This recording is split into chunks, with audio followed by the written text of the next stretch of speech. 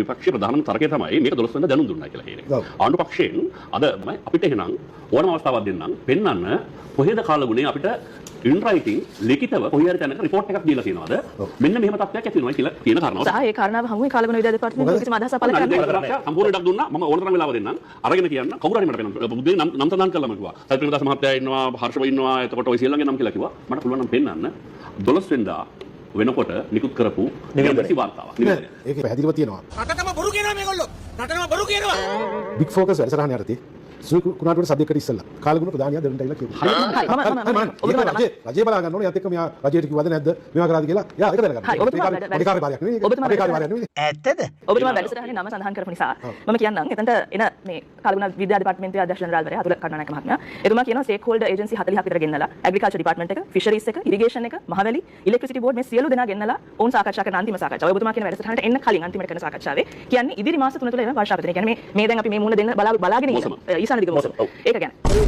මේ ඊසාන දිග මොසම නෙවෙයි. මම හිතන්නේ මේ පැටලීම විපක්ෂය සහ මේ විපක්ෂයේ ඉන්න පක්ෂ සහ මතවාදී මත දරන සියලු දෙනා කරන මේ චෝදනාව. BBC කියන එක බොරුවද? 25 වෙනිදා BBC නාලිකාවේ කියනවා මිලිමීටර් 400ට 500ට ලංකාවට වහිනවා කියලා ඉවරලා. BBC කියන එකත් බොරුවද? දැන් ඔබතුමාලා කියන්නේ වෙන කතාවක්. පිළිගත හැකි ආයතනයක් නේ. නේ ඒක කාලගුණ විද්‍යා දෙපාර්තමේන්තුව සුලි කුණාටුව පිළිබඳව පූර්ව අනතුරු ඇඟවීම කරපු 25 වෙනිදා උදෑසන 10 සිට සියලු පිටාන රජයක් හැටියට අරගෙන තියෙනවා.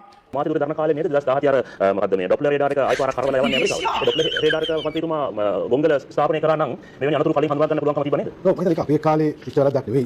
මම කියන්නේ ඒක කරවලා යවන්නේ මාතිකුර කාලේ. ඒක හරවලා ගියේ වෙන හේතුවක් නිසා නෙවෙයි. ඒක 2006 තමයි මේක කැබිනට් තීරණය ආවේ. 2011 තමයි මේක ස්ථානගත කරන්නේ. මට මතකයි ගොංගල ඉහළම තැනක මොකද වෙනින්ම පාරක් කරලා තිබ්බා ඒක 2011 ගිනියපු වාහනේ ක්‍රේන් එකයි කඩා වැටලා මේක මම හිතන්නේ ක්‍රියාත්මක කරන්න බැරි තත්ත්වයක්. අම්මට දීරි මොනවා කරන්නේ? රටේ ජනතාවගේ සල්ලි වලින් සම්පූර්ණම මුදල ගෙවලා ඇමරිකාවේ එන්ටර්ප්‍රයිසස් ඉලෙක්ට්‍රොනික්ස් කෝපරේෂන් කියලා සමාගමකින් ඩොප්ලර් රේඩාර එකක් මිලදී ගත්තා.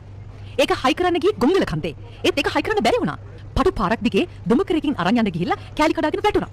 පස්සේ හෙළි වුණා ඒ ක්‍රියාවලියම කිසිම පිළිවෙලක් නැතුව කරපු දෙයක් කියලා. අඩුව ගන්න මේ වැඩේ කරද්දී ලොග් සටහනක්වත් පවත්වාගෙන ගිහිල්ලා තිබුණේ නැහැ. ඒ කාලෙම විද්‍යුතුන් පෙන්වලා දුන්නා මේක හෙලිකොප්ටරයක් යොදාගෙන ගෙනියන්න තිබුණ එකක් කියලා. දුමකරයක් ගෙනල්ලා තිබුණේ ඒකට හරියට හෙලිකොප්ටරයක් නැහැ කියලා. විමර්ශන වාර්තාවලට අනුව එදා මේ උපකරණ ගොංගල කන්දේ හයි කරන්න අඩුම තරමේ ගුවන් හමුදාවේ වගකීම යුතු අය එක්ක කතා කරලවත් තිබුණේ නැහැ. අන්තිමට මේ වැඩෙන් රටේ ජනතාවගේ මුදල් රුපියල් මිලියන 400කට වැඩි ප්‍රමාණයක් විනාශ කරලා දැම්මා. 2017 අප්‍රේල් 21 ඩොප්ලර් එකේ කොටස් නැව්ගත කළේ තවත් අමතර රුපියල් මිලියන 5.6ක් වියදම් කරලා. හැබැයි 2014 වෙනකොට ඒක මිලදී ගත්ත සමාගමත් බංකොලොත්. ඇමරිකාවට යවපු ඒවා ආපහු ආවා කියලා කිසිම තොරතුරක් අපිට නම් දැනගන්න නැහැ.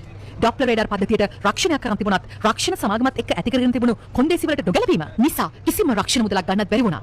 කොහොම හරි දැන් පළවෙනි එකෙන් සල්ලිත් නැහැ, බඩුත් නැහැ.